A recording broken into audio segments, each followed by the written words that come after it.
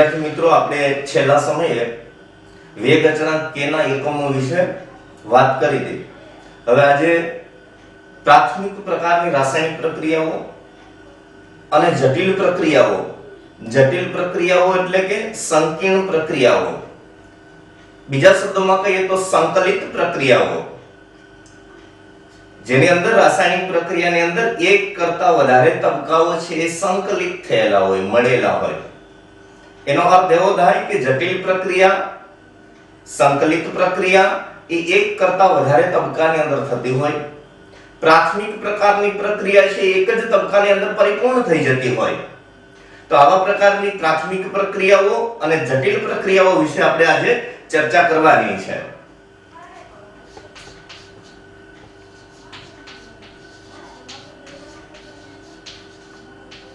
પ્રાથમિક પ્રક્રિયાઓ અને જટિલ પ્રક્રિયાઓ. જટિલ પ્રક્રિયાને આપણે હમણાં કહ્યું એ પ્રમાણે સંકલિત પ્રક્રિયા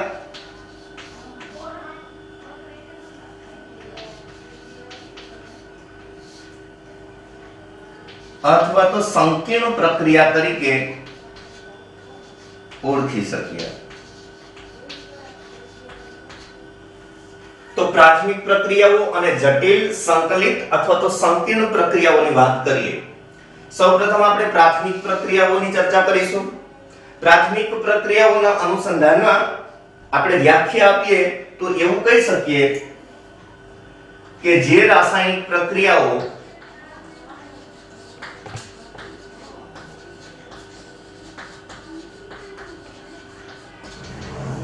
એક જ તબક્કામાં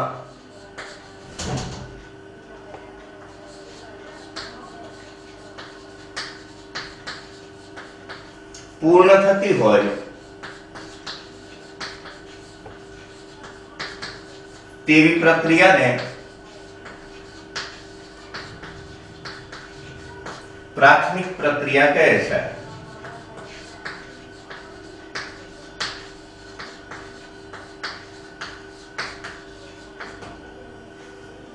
આપણે વ્યાખ્યા આપી કે જે રાસાયણિક પ્રક્રિયાઓ એક જ તબક્કાની અંદર પૂર્ણ થઈ જતી હોય તો એવી પ્રક્રિયા છે એને પ્રાથમિક પ્રક્રિયા તરીકે ઓળખી શકીએ. દાખલા તરીકે 2NO gas plus O2 gas gives 2NO2 gas. આપેલી પ્રક્રિયા છે એક જ તબક્કાની અંદર પરિપૂર્ણ થઈ જાય છે, એટલા માટે આપેલી પ્રક્રિયા છે પ્રાથમિક પ્રકારની પ્રક્રિયા છે. બીજું ઉદાહરણ લઈએ તો 2 moles of HI gives H2 plus I2. 2 mole hydroiodic acid છે એનું વિઘટન થાય અને ડાયહાઇડ્રોજન અને ડાયઆયોડિન છે મળતા હોય તો એ પ્રક્રિયા છે એક જ તબક્કાની અંદર પૂર્ણ થાય છે, માટે એ પ્રક્રિયા છે પ્રાથમિક પ્રકારની પ્રક્રિયા છે. બીજી વાત કરીએ આપણે જટિલ પ્રક્રિયા, સંકલિત પ્રક્રિયા અથવા તો સંકીર્ણ પ્રક્રિયા. તો જટિલ, સંકલિત અથવા તો સંકીર્ણ પ્રક્રિયા જે છે એની વાત કરીએ તો જે રાસાયણિક પ્રક્રિયા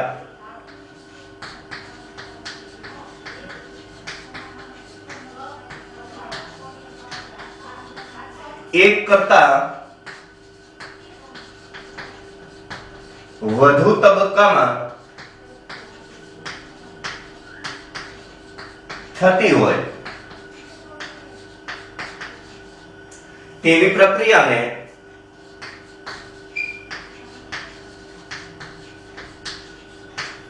જટિલ પ્રક્રિયા કહે છે.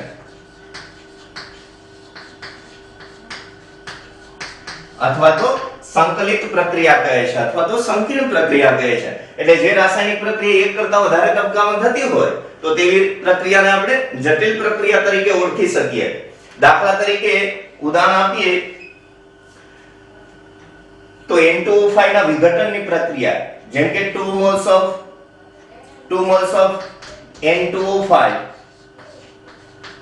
એમનું વિઘટન થાય અને 4 moles of NO2 gas plus 1 moles of O2 gas મળતા હોય, N2O5 ના વિઘટન દીઠ 4 મોલ NO2 નાઇટ્રાઇટ અને 1 મોલ O2 ડાયોક્સિજન છે આપણને મળતો હોય, તો આપેલી પ્રક્રિયા છે એ વાસ્તવમાં બે તબક્કાની અંદર થાય.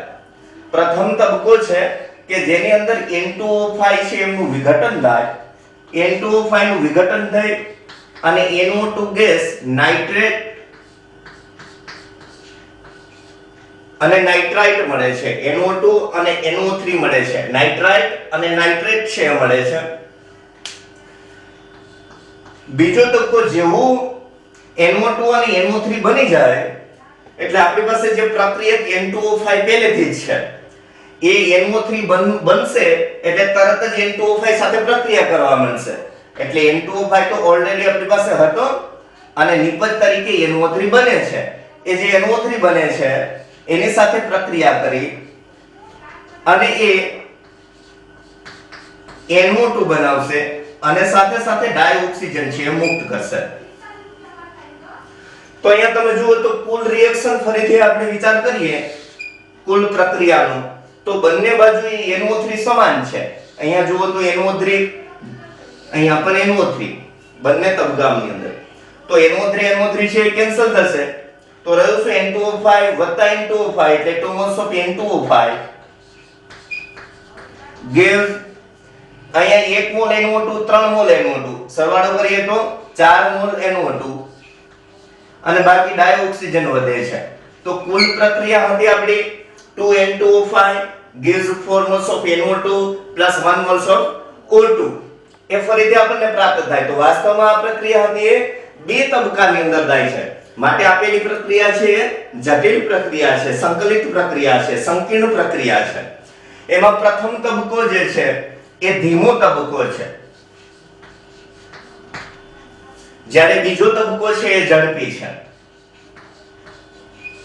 તો વિદ્યાર્થી મિત્રો હંમેશા એક વાત છે એ બહુ સ્પષ્ટ વિચારવી જોઈએ કે જ્યારે કોઈ સંકલિત પ્રક્રિયા, જટિલ પ્રક્રિયા કે આપણને સંકીર્ણ પ્રક્રિયા આપી હોય એ વખતે ધીમો તબક્કો છે એ વેગ નિર્ણાયક તબક્કો છે એ બનતો હોય.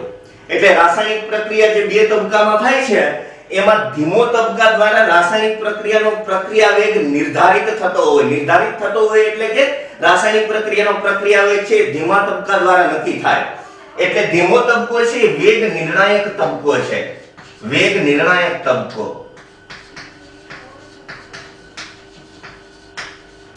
મતલબ કે રાસાયણિક પ્રક્રિયાનો પ્રક્રિયા વેગ છે હંમેશા ધીમા તબક્કાની મદદથી થાય. એટલે સંકલિત, જટિલ કે સંકીર્ણ પ્રક્રિયા કે જે એક કરતા વધારે તબક્કાની અંદર થતી હોય તો ધીમો તબક્કો છે વેગ નિર્ણાયક તબક્કો બને છે. મતલબ કે રાસાયણિક પ્રક્રિયાનો પ્રક્રિયા વેગ હંમેશા ધીમા તબક્કાની મદદથી નક્કી થતો હોય છે. તો બે બાબતોને આપણે સ્પષ્ટતા કરી, પ્રાથમિક પ્રકારની પ્રક્રિયાઓ અને જટિલ પ્રકારની પ્રક્રિયાઓ. તો આવી પ્રાથમિક પ્રકારની પ્રક્રિયાઓ છે એના સંદર્ભમાં આપણે હવે આણ્વિકતાની ચર્ચા છે કરવી છે. તો આપણે આણ્વિકતાની ચર્ચા કરીએ.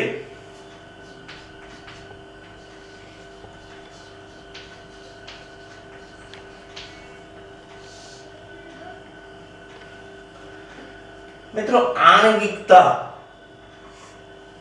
અણુઓની સંખ્યા, આણ્વિકતા પ્રાથમિક પ્રક્રિયાની અંદર ભાગ લેતા સ્પીસીઝ એટલે ઘટકો, એ પછી અણુ હોઈ શકે, આયન હોઈ શકે અથવા તો પરમાણુ હોઈ શકે.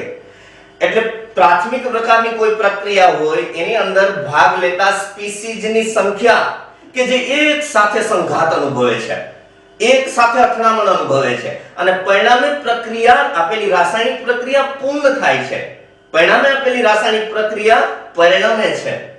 તો એ જે સંખ્યા છે કે જેમની વચ્ચે એક સાથે અથડામણ થાય છે એવી પ્રક્રિયા છે એને પ્રાથમિક પ્રકારની પ્રક્રિયા કહેવાય. અને એ જે સંખ્યા છે એને આપણે આણ્વિકતા તરીકે ઓળખી શકીએ. એટલે આણ્વિકતાને આપણે વ્યાખ્યા આપીએ તો એમ કહી શકાય કે પ્રાથમિક પ્રકારની પ્રક્રિયાઓ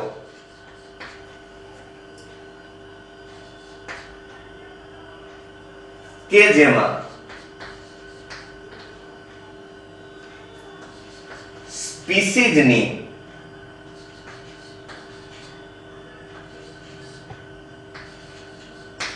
એ સંખ્યા કે જે એક સાથે અથડામણ અનુભવે છે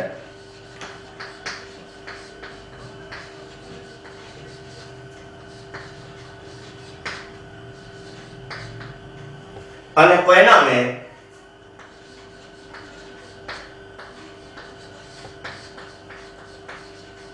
રાસાયણિક પ્રક્રિયા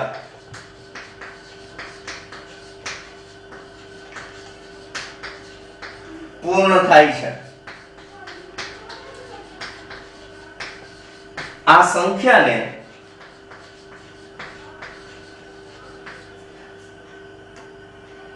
તે રાસાયણિક પ્રક્રિયાની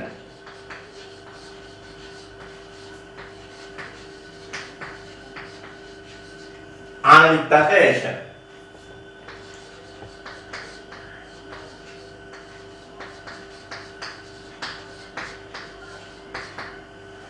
આપણે શું કહ્યું વિદ્યાર્થી મિત્રો? પ્રાથમિક પ્રક્રિયાઓ હમણાં સ્પષ્ટ કરી કે પ્રાથમિક પ્રકારની પ્રક્રિયાઓ છે શું છે? એક જ તબક્કાની અંદર પરિપૂર્ણ થાય છે.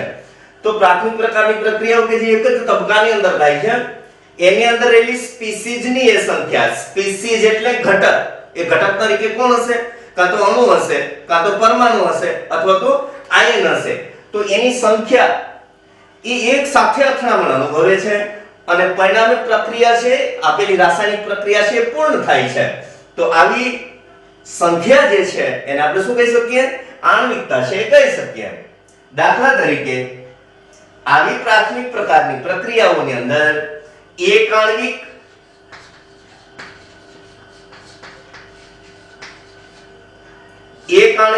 દ્વિઆણ્વિક અને ત્રિઆણ્વિક પ્રક્રિયાનો સમાવેશ થાય.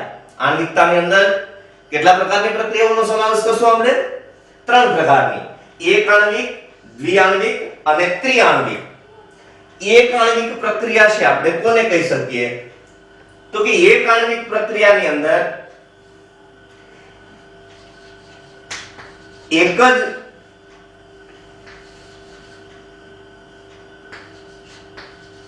પ્રકારના અણુઓ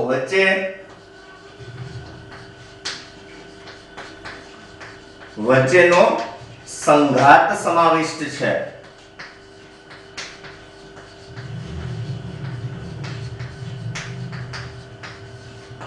આપણે બીજો શબ્દ છે એનો ઉપયોગ કર્યો, અથડામણ અથવા તો સંઘાત. બંને શબ્દો છે એક જ પ્રકારના છે. તો એક આણ્વિક પ્રક્રિયાની અંદર એક જ પ્રકારના જે અણુઓ છે એમની વચ્ચે સંઘાત છે એ સમાવિષ્ટ છે. એટલે આપણે ઉપરની વ્યાખ્યા આપી એ મુજબ વ્યાખ્યા આપીએ તો પણ કોઈ પ્રકારનો પ્રોબ્લેમ નથી.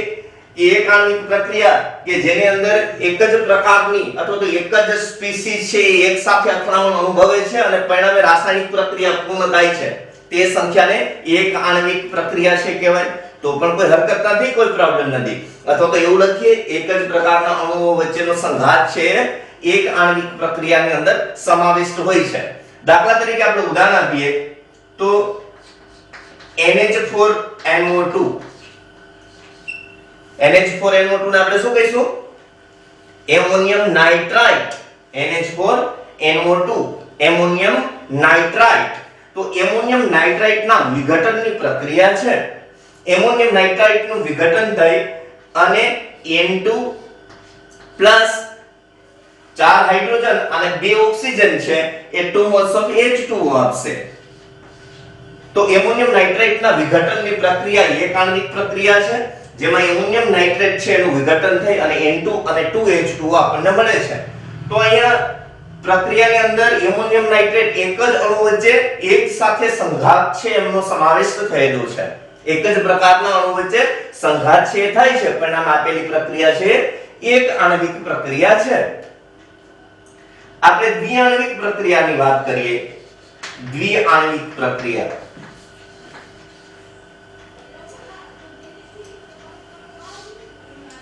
તો હમણાં આપણે એક આણ્વિક પ્રક્રિયાની વ્યાખ્યા આપી એ મુજબ જ દ્વિઆણ્વિક પ્રક્રિયાની વાત કરી શકાય. તો આમાં એક જ અણુ વચ્ચે સંઘાત છે સમાવિષ્ટ હતો, તો દ્વિઆણ્વિકની અંદર બે અણુઓ વચ્ચે સંઘાત છે સમાવિષ્ટ હોય તો એવા પ્રકારની પ્રક્રિયાને દ્વિઆણ્વિક પ્રક્રિયા છે કહેવાય. વ્યાખ્યા લખીએ તો શું કહીએ કે બે અણુઓ વચ્ચે સંઘાત સમાવિષ્ટ છે। બે અણુઓ વચ્ચે દ્વિઆણ્વિક પ્રક્રિયામાં સંઘાત સમાવિષ્ટ છે। હમણાં તમે કહ્યું એ પ્રમાણે, હમણાં તમને મેં શરૂઆતમાં વ્યાખ્યા આપી એ મુજબ અમને વ્યાખ્યાયિત કરવું હોય તો એમ પણ કહી શકાય કે જે રાસાયણિક પ્રક્રિયામાં બે અણુઓ વચ્ચે એક સાથે સંઘાત થતો હોય, સંઘાત સમાવિષ્ટ હોય અને પરિણામે આપેલી રાસાયણિક પ્રક્રિયા પરિણમતી હોય, પૂર્ણ થતી હોય તો તેવી પ્રક્રિયાને દ્વિઆણ્વિક પ્રક્રિયા છે કહેવાય। તો આપણે હમણાં વ્યાખ્યા આપી એ પ્રમાણે આણ્વિકતા કોને કહીએ છીએ કે પ્રક્રિયાની અંદર ભાગ લેતા એ સ્પીસીઝની સંખ્યા કે જેને આપણે આણ્વિકતા તરીકે વ્યાખ્યાયિત કરી શકીએ। ઉદાહરણ લઈએ આપણે તો 2 મોલ્સ ઓફ હાઇડ્રોઆયોડિક એસિડ એમનું વિઘટન કરીએ તો આપણને ડાયહાઇડ્રોજન અને ડાયઆયોડિન છે મળે। તો અહીંયા 2 મોલ્સ ઓફ HI છે એનો અર્થ એવો થયો કે HI પ્લસ HI છે તો પ્રક્રિયકના અણુઓ કેટલા થયા? 2 થયા તો સંખ્યા 2 થઈ એટલા માટે આપેલી પ્રક્રિયા છે એ કેવી થશે? દ્વિઆણ્વિક પ્રક્રિયા છે થશે। એવી જ રીતે આપણે ત્રિઆણ્વિક પ્રક્રિયાનો વિચાર કરીએ।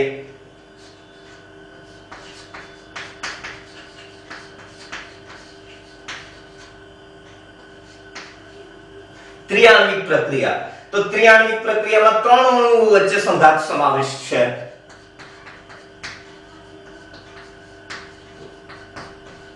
ત્રણ અણુઓ વચ્ચે સંઘાત અથવા તો અથડામણ સમાવિષ્ટ છે અને પરિણામે પ્રક્રિયા છે થાય છે, રાસાયણિક પ્રક્રિયા પૂર્ણ થાય છે। તો ત્રિઆણ્વિક પ્રક્રિયાની અંદર 3 અણુઓ વચ્ચે સંઘાત સમાવિષ્ટ છે। ફરીથી આપણે વ્યાખ્યા તમને યાદ અપાવું શરૂઆતની એ મુજબ જો ત્રિઆણ્વિક પ્રક્રિયાની વ્યાખ્યા આપીએ તો જે રાસાયણિક પ્રક્રિયામાં 3 અણુઓ એક સાથે અથડામણ અનુભવે છે અને પરિણામે પ્રક્રિયા છે પરિપૂર્ણ થાય છે, પૂરી થાય છે એવી પ્રક્રિયાને ત્રિઆણ્વિક પ્રક્રિયા છે કહેવાય। ઉદાહરણ આપીએ આપણે તો 2NO gas plus O2 gas gives 2NO2 gas। આપેલી પ્રક્રિયાની અંદર તમે જોશો તો NO નાઇટ્રિક ઓક્સાઇડ જે છે એના 2 મોલ છે એટલે NO plus NO છે plus O2 છે તો 2 અણુઓ પ્રક્રિયકો છે NO ના અને એક પ્રક્રિયક છે O2 નો તો કુલ પ્રક્રિયકોની સંખ્યા છે કેટલી થઈ ગઈ? સ્પીસીઝની સંખ્યા છે કેટલી થઈ ગઈ? 3 ને તો આપેલી પ્રક્રિયા છે કેવી કહેવાય? ત્રિઆણ્વિક પ્રક્રિયા છે કહેવાય। તો એકાણ્વિક, દ્વિઆણ્વિક અને ત્રિઆણ્વિક પ્રક્રિયાઓ તો આ ત્રણેય પ્રકારની પ્રક્રિયાઓ એટલે કે એકાણ્વિક, દ્વિઆણ્વિક અને ત્રિઆણ્વિક આ ત્રણેય પ્રક્રિયાઓ છે કેવી પ્રક્રિયાઓ છે? કઈ નહીં, પ્રારંભિક પ્રક્રિયાઓ છે, સિમ્પલ વાત જેની તો આપણે ચર્ચા કરીએ છીએ। તો શું પ્રારંભિક પ્રક્રિયા માટે જ આણ્વિકતા વ્યાખ્યાયિત કરી શકાય? તો કે હા, પ્રારંભિક પ્રક્રિયાઓ માટે જ આણ્વિકતા વ્યાખ્યાયિત કરી શકાય। સંકલિત અથવા તો જટિલ પ્રક્રિયા માટે આણ્વિકતાનો કોઈ અર્થ નથી। હમણાં આપણે વાત કરી કે એક કરતા વધારે તબક્કાની અંદર પ્રક્રિયા થતી હોય એવી પ્રક્રિયાને જટિલ પ્રક્રિયા, સંકલિત પ્રક્રિયા અથવા તો સંકીર્ણ પ્રક્રિયા કહીએ। તો સંકીર્ણ પ્રક્રિયા, જટિલ પ્રક્રિયા અથવા તો સંકીર્ણ પ્રક્રિયા માટે આણ્વિકતાનો કોઈ અર્થ નથી એટલે આણ્વિકતા માત્ર ત્રિઆણ્વિક પ્રક્રિયા સુધી વ્યાખ્યાયિત કરી શકીએ છીએ। એક કરતા વધારે તબક્કામાં પ્રક્રિયા થતી હોય તો એના માટે આણ્વિકતાનો કોઈ અર્થ નથી। ત્રિઆણ્વિક પ્રક્રિયા થતી હોય એવી પ્રક્રિયાઓ પણ ખૂબ ઓછી છે। તો એકાણ્વિક, દ્વિઆણ્વિક અને ત્રિઆણ્વિક પ્રક્રિયાની આપણે ચર્ચા કરી। હવે આપણે એવા પ્રકારની પ્રક્રિયાનો વિચાર કરવો છે કે જેની અંદર આણ્વિકતા કેવી છે અથવા તો પ્રક્રિયાનો ક્રમ કેવો છે। જેમ કે હમણાં તમને વાત કરી કે એકાણ્વિક, દ્વિઆણ્વિક કે ત્રિઆણ્વિક પ્રક્રિયા માટે જ આણ્વિકતાનો અર્થ છે। જટિલ પ્રક્રિયાઓ માટે એટલે કે સંકીર્ણ પ્રક્રિયાઓ માટે આણ્વિકતાનો કોઈ અર્થ નથી। તો એવા પ્રકારની પ્રક્રિયાની વાત કરવી છે કે જે જટિલ હોય, સંકીર્ણ હોય। આના પહેલા તમને N2O5 ના વિઘટનની પ્રક્રિયા આપણે જોઈ હતી કે N2 moles of N2O5 gives 4 moles of NO2 plus 1 moles of O2 મળતા હતા। તો એ બે તબક્કાની અંદર પ્રક્રિયા થતી હતી। પ્રથમ તબક્કો હતો એ ધીમો હતો, બીજો તબક્કો હતો એ જટિલ તબક્કો હતો। તો એની અંદર ધીમો તબક્કો છે વેગ નિર્ણાયક તબક્કો બનતો હતો। તો એવી પ્રક્રિયા છે એ સંકલિત પ્રક્રિયા હતી।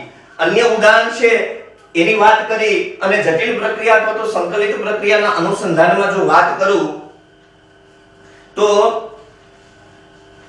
એક પ્રક્રિયાનો વિચાર કરીએ KClO3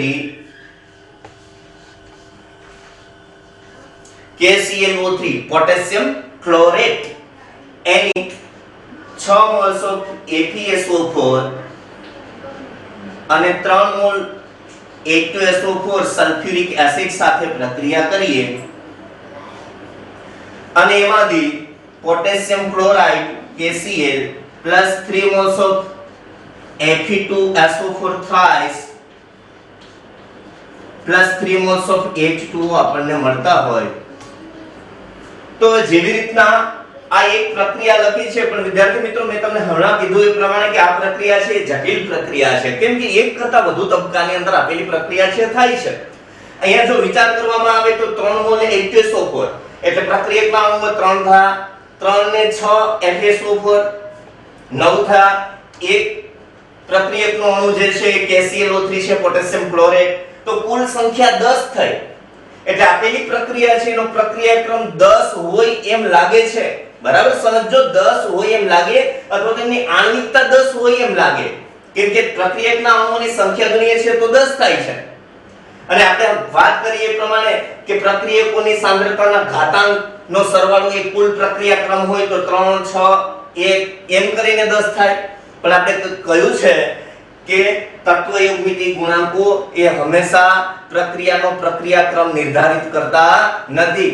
તત્વયુગ્મિતિ ગુણાંક એ રાસાયણિક પ્રક્રિયામાં પ્રક્રિયકોની સાંદ્રતાનો ઘાતાંક હોય પણ અને ન પણ હોય. એટલા માટે ઘણી વખત જો ઘાતાંક છે એનો તત્વયુગ્મિતિ ગુણાંક જ હોય એવું વિચારીએ તો પ્રક્રિયાનો ક્રમ 10 હોય એવું લાગે અથવા તો આણ્વિકતા 10 હોય એવું લાગે. પણ વાસ્તવિક રીતે અથવા તો પ્રાયોગિક રીતે આપેલી પ્રક્રિયા જે છે સંકલિત પ્રક્રિયા કે જે એક કરતા વધુ તબક્કામાં થાય છે અને પ્રાયોગિક રીતે આમનો પ્રક્રિયાક્રમ 2 છે. આપેલી પ્રક્રિયાનો પ્રક્રિયાક્રમ 2 છે. લાગે કેવો 10 હોય એવું લાગે છે, લાગી શકે તમને પ્રક્રિયા જોતા આણ્વિકતા 10 હોય એવું લાગે, પણ આપણે કહ્યું કે ત્રિઆણ્વિક સુધી આણ્વિકતાનો અર્થ છે જટિલ પ્રક્રિયા માટે આણ્વિકતાનો કોઈ અર્થ નથી, આણ્વિકતા આપણે સ્પષ્ટ કરી શકતા નથી. તો આપેલી પ્રક્રિયા જટિલ છે કે જેમાં ધીમો તબક્કો વેગ નિર્ણાયક તબક્કો બનતો હોય, તો પ્રાયોગિક રીતે તો આપેલી પ્રક્રિયાનો પ્રક્રિયાક્રમ છે એ 2 છે. એવી જ બીજી એક પ્રક્રિયા છે એનો વિચાર કરીએ, જેમ કે હાઇડ્રોજન પેરોક્સાઇડના વિઘટનની પ્રક્રિયાનો વિચાર કરીએ. 2 moles of H2O2 hydrogen peroxide એની આયોડાઇડ આયનની હાજરીમાં પ્રક્રિયા કરીએ. I- જેને આપણે આયોડાઇડ આયન કહીએ, આલ્કલાઇન માધ્યમમાં આપેલી પ્રક્રિયા કરવામાં આવે. આલ્કલાઇન માધ્યમ તો હાઇડ્રોજન પેરોક્સાઇડ છે એમના વિઘટનની પ્રક્રિયા આયોડાઇડ આયનની હાજરીમાં આલ્કલાઇન માધ્યમની અંદર કરીએ તો આપણને 2 moles of H2O અને O2 મળશે. 2 દુ 4 હાઇડ્રોજન 2 દુ 4 હાઇડ્રોજન 2 દુ 4 ઓક્સિજન છે, 2 ઓક્સિજન આ અને 2 આ, બરાબર. તો કુલ પ્રક્રિયા છે હાઇડ્રોજન પેરોક્સાઇડના વિઘટનની પ્રક્રિયા કે જે આયોડાઇડ આયનની હાજરીમાં કરીએ આલ્કલાઇન માધ્યમમાં તો આપણને પાણી અને ડાયોક્સિજન છે મળે છે. આ પ્રક્રિયા પણ જટિલ પ્રક્રિયા છે, સંકલિત પ્રક્રિયા છે, સંકીર્ણ પ્રક્રિયા છે. આ પ્રક્રિયા છે 2 તબક્કાની અંદર થાય. પહેલો તબક્કો કે જેની અંદર hydrogen peroxide H2O2 hydrogen peroxide I- સાથે પ્રક્રિયા કરે છે. આપણે કહ્યું પ્રમાણે માધ્યમ છે એ આલ્કલાઇન છે. હાઇડ્રોજન પેરોક્સાઇડ I- સાથે પ્રક્રિયા કરી H2O બનાવે છે અને સાથે સાથે IO- છે બને છે. પ્રથમ તબક્કો છે ધીમો તબક્કો છે. આપેલો તબક્કો છે એ ધીમો તબક્કો છે. વિદ્યાર્થી મિત્રો હમણાં તમને કહ્યું એ પ્રમાણે કે સંકલિત પ્રક્રિયા એક કરતા વધારે તબક્કામાં થાય. ધીમો તબક્કો છે કેવો હોય વેગ નિર્ણાયક તબક્કો છે હોય. એટલે રાસાયણિક પ્રક્રિયાનો પ્રક્રિયા વેગ કયા તબક્કાની મદદથી નક્કી થઈ શકે? ધીમા તબક્કાની મદદથી. બીજો તબક્કો જે છે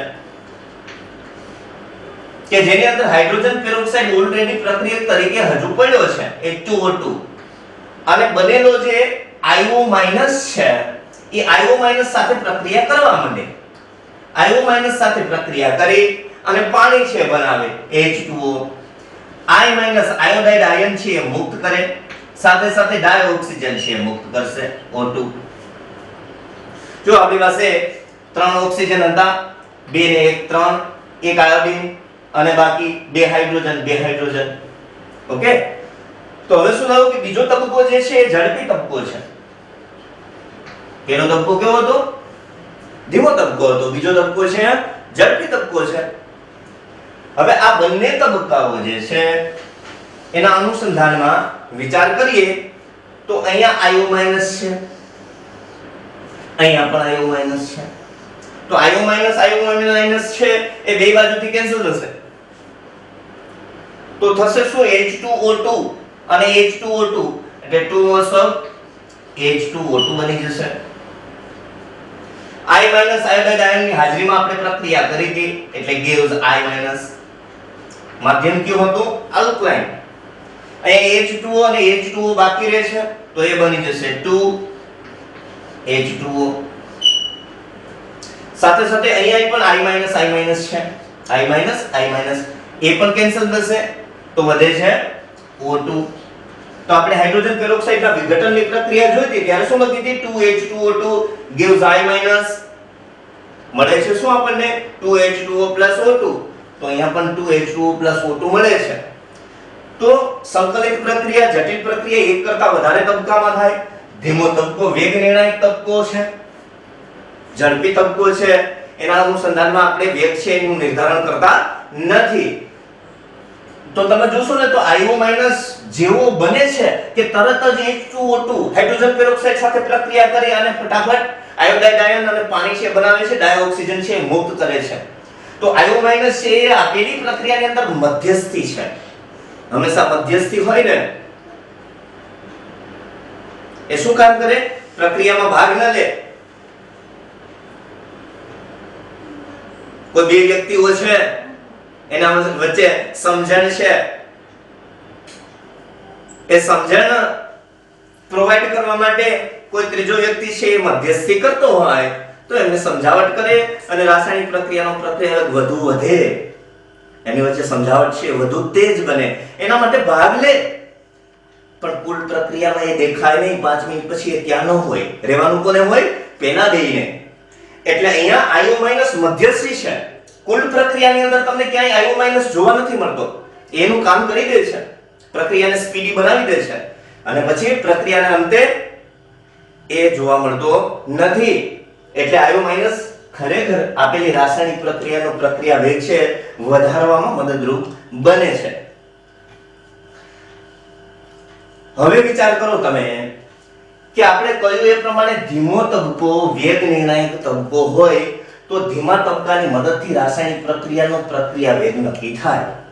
તો આપેલી પ્રક્રિયા માટે આપણે વેગ નિયમ છે ભણ્યા હતા. વેગ નિયમ અનુસાર આપેલી પ્રક્રિયા હાઇડ્રોજન પેરોક્સાઇડના વિઘટનની પ્રક્રિયા છે. એ વેગ નિયમ અનુસાર શું કહી શકાય કે પ્રક્રિયા વેગ બરાબર આવું લખી શકીએ. પ્રક્રિયા વેગ બરાબર પ્રક્રિયક માટે શું? -1/Vr. તત્વયોગમિતિ ગુણાંક કેટલો છે? 2 છે. તો -1/2 d into 5 ની સાંદ્રતા divided by dt is equal to આ તો વાત હતી તત્વયોગમિતિ ગુણાંકોના અનુસંધાનમાં આપેલી પ્રક્રિયાનો પ્રક્રિયા કેવી રીતના લખી શકીએ. બીજી વાત આપણે વેગ નિયમની કરી હતી. વેગ નિયમની અંદર કહ્યું હતું આપણે કે રાસાયણિક પ્રક્રિયાનો પ્રક્રિયા વેગ એ પ્રક્રિયકોની સાંદ્રતાના અનુસંધાનમાં રજૂ કરતા નિયમને વેગ નિયમ કહેવાય. તો આપણી પાસે પ્રક્રિયક કયો છે? Hydrogen peroxide. તો પ્રક્રિયા વેગ બરાબર K N2O5 ની સાંદ્રતા. ખરેખર આપણે આવું લખવું જોઈએ પણ આપણે કહ્યું એ પ્રમાણે સંકલિત પ્રક્રિયા માટે ધીમો તબક્કો વેગ નિર્ણાયક તબક્કો હોય એટલે પ્રક્રિયાનો પ્રક્રિયા વેગ ધીમા તબક્કાની મદદથી નક્કી થાય. એટલે આમની મદદથી ન લખતા કેની મદદથી લખવું પડે? ધીમા તબક્કાની મદદથી. તો પછી આપણે અહીંયા લખ્યું છે -1/2 એને દૂર કરી દેવાનું. તો થયું શું -d N2O5 ની સાંદ્રતા ડિવાઇડ બાય dt. હવે અહીંયા શું રહ્યું H2O2 હાઇડ્રોજન પેરોક્સાઇડ અને I- સોરી આપણે હાઇડ્રોજન પેરોક્સાઇડ ની વાત કરીએ છીએ H2O2 ડિવાઇડ બાય dt. અને એ જ રીતના ધીમા તબક્કાની મદદથી હાઇડ્રોજન પેરોક્સાઇડ H2O2 ની સાંદ્રતા ઇન્ટુ I- ની સાંદ્રતા. તો અહીંયા તમે જુઓ તો H2O2 પ્રક્રિયા વેગ બરાબર K ઇન્ટુ H2 પ્રક્રિયકોની સાંદ્રતાના અનુસંધાનમાં પ્રક્રિયકો આપણી પાસે H2O2 અને I- છે એટલે K H2O2 ની સાંદ્રતાનો ઘાતાંક અને I- ની સાંદ્રતાનો ઘાતાંક બંનેની સાંદ્રતાનો ઘાતાંક 1 છે. તો ધીમા તબક્કાના અનુસંધાનમાં પ્રક્રિયાનો પ્રક્રિયા વેગ પ્રાયોગિક રીતે લખીએ છે બંનેની સાંદ્રતાના ઘાતાંક 1 છે. આમનો પણ 1 અને I- ની સાંદ્રતાનો ઘાતાંક પણ 1 છે. તો આપેલી પ્રક્રિયાનો પ્રક્રિયા ક્રમ 2 છે. શું 2 છે? પ્રક્રિયા ક્રમ. હવે વાત બહુ સમજા જેવી છે. ધીમા તબક્કાની મદદથી પ્રક્રિયાનો પ્રક્રિયા વેગ લખો. બંનેની સાંદ્રતાના ઘાતાંક પ્રાયોગિક રીતે 1 છે. એટલે H2O2 ના સંદર્ભમાં પણ પ્રક્રિયા પ્રથમ ક્રમની છે.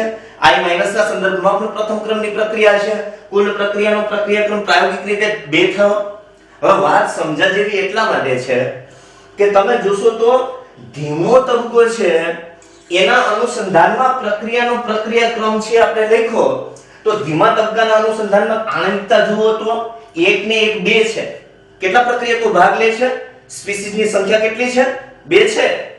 બરાબર? એટલા માટે આણવિકતા છે એ 2 થઈ. તો હંમેશા સંકલિત પ્રક્રિયા માટે ધીમો તબક્કો વેગ નિર્ણાયક તબક્કો હોય અને એનો પ્રક્રિયા ક્રમ અને આણવિકતા સમાન હોય. એટલે આની આણવિકતા છે એ પણ 2 છે. એટલે આપણે લખ્યું અહીંયા કે પ્રક્રિયા ક્રમ બરાબર 2 અને આણવિકતા બરાબર પણ 2. તો વાત અગત્યની એ છે કે સંકલિત પ્રક્રિયા માટે ધીમો તબક્કો વેગ નિર્ણાયક તબક્કો અને એ તબક્કાની મદદથી પ્રક્રિયાનો પ્રક્રિયા ક્રમ જે આવે એ અને એની આણવિકતા બંને કેવા હશે?